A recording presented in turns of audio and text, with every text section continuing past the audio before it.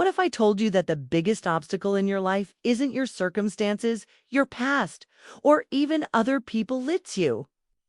Yes, you are both your greatest enemy and your most powerful ally. And in this video, we're diving deep into Brianna Wiest's life-changing book, The Mountain is You, to uncover how you can finally stop sabotaging yourself and start building the life you've always wanted. This isn't just another self-help summary. This is the guide you need to break free from destructive patterns and create lasting change. So, if you've ever felt stuck, frustrated, or like success is always just out of reach, keep watching, because by the end of this video, you'll walk away with a blueprint for transformation. Let's dive in. Lesson 1. The root of self-sabotage. Most people think self-sabotage is just laziness or lack of discipline, but the truth, it's actually a defense mechanism. When we hold ourselves back, procrastinate, or make choices that go against our best interests, it's often because some part of us believes that staying the same is safer than changing. Brianna Wiest explains that self-sabotage is rooted in unresolved trauma, fear of success, and deeply ingrained limiting beliefs. We think we're protecting ourselves, but in reality, we're just reinforcing the walls of our own prison. Real life. Example. Imagine someone who desperately wants to lose weight but constantly binge eats at night. It's not just about willpower, it's about the subconscious belief that losing weight might mean stepping into an unfamiliar, vulnerable identity. Change is scary, even when it's good for us. Key takeaway. If you've ever wondered why you sabotage your own success, ask yourself, what fear is this behavior protecting me from? Recognizing this is the first step to breaking free. Lesson 2. Emotional intelligence, the key to transformation. Most of us think intelligence is about IQ, but in reality, it's emotional intelligence that determines our ability to succeed. Wiest emphasizes that people who transform their lives don't just suppress their emotions or try to stay positive. They learn to work with their emotions, not against them. This means identifying triggers and understanding why they affect you. Sitting with discomfort instead of numbing it with distractions like social media, junk food, or toxic relationships. Using negative emotions as fuel instead of as roadblocks. Powerful insight. Your emotions are not your enemy. They are messages from your subconscious, guiding you toward what needs healing. Instead of suppressing or fearing them, start listening. Lesson 3. The role of self-perception. You become what you believe. Most people think success is about discipline, intelligence, or even luck. But the truth is, your self-perception dictates everything. Think of your identity as a thermostat. If you believe you're a 70-degree person, then even if life temporarily boosts you to 85 degrees, a promotion, a fitness goal, a good relationship, you'll unconsciously self-sabotage until you return to what feels familiar 70 degrees. Here's the real reason people fail at self-improvement. They try to change their actions without changing their self-image. If you see yourself as someone who always procrastinates, you'll continue procrastinating if you really want to be productive. If you believe, I'm just bad with money, you'll keep making financial mistakes no matter how much you try to save. The fix. How to upgrade your identity. Step 1. Identify your limiting beliefs. What negative things do you subconsciously believe about yourself? Write them down. Step 2. Challenge the narrative. Ask, is this absolutely true? If not, it's time to rewrite the script. Step 3. Act as if. Your brain follows your actions. If you start making choices as if you're already the person you want to be, your mind will catch up. Key takeaway? Instead of saying, I want to be disciplined, tell yourself, I am a disciplined person. Every action should reinforce this new identity. Lesson 4. How to break self-sabotaging cycles. Stop repeating the same mistakes. Shave. You ever notice that certain negative patterns keep repeating in your life? You start a project with excitement, then abandon it halfway. You get into a great relationship, then slowly sabotage it. You set big goals, but never follow through. This isn't random. It's a pattern.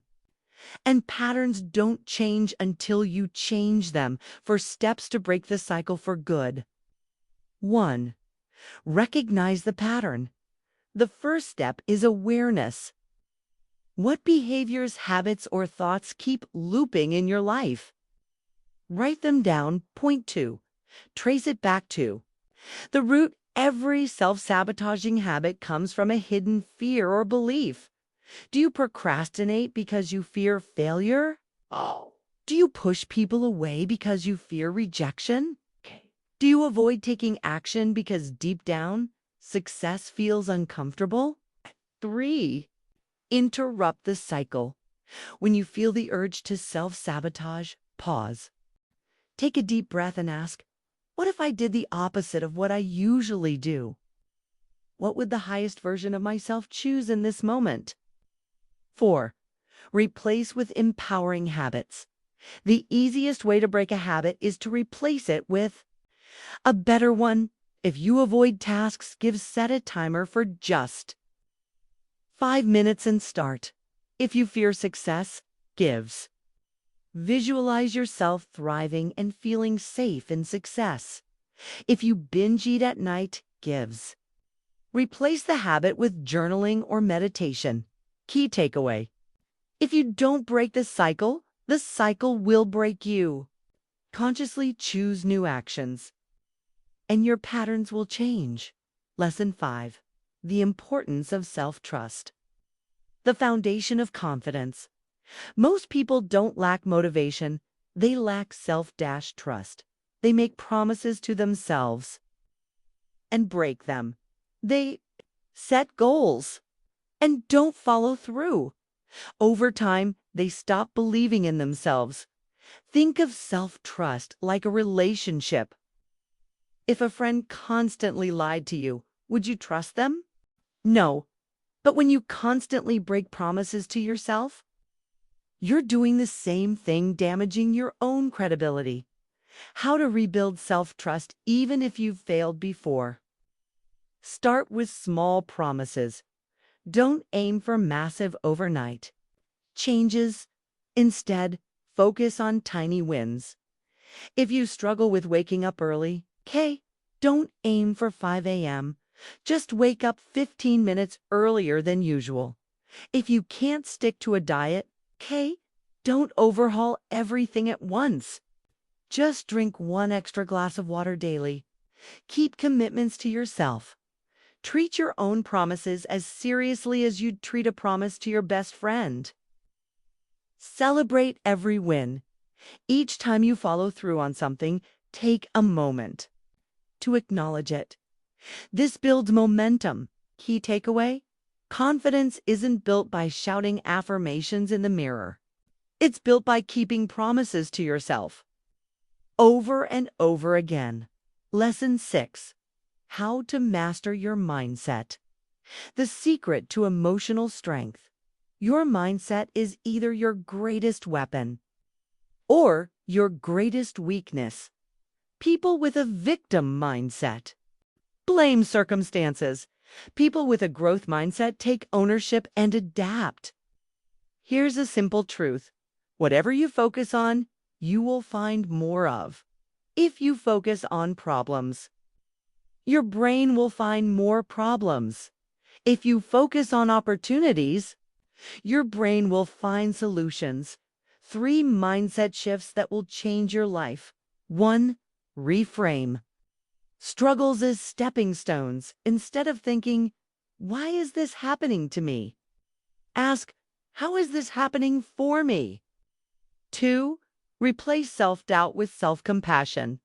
Most people are their own worst critic. Instead, talk to yourself the way you'd talk to a close friend. 3. Stop comparing yourself to others. The only person you should compare yourself to is who you were yesterday. Key takeaway: you don't need more motivation. You need a mental upgrade. Your perspective shapes your reality. Lesson 7. The power of letting go. Free yourself from what's holding you back.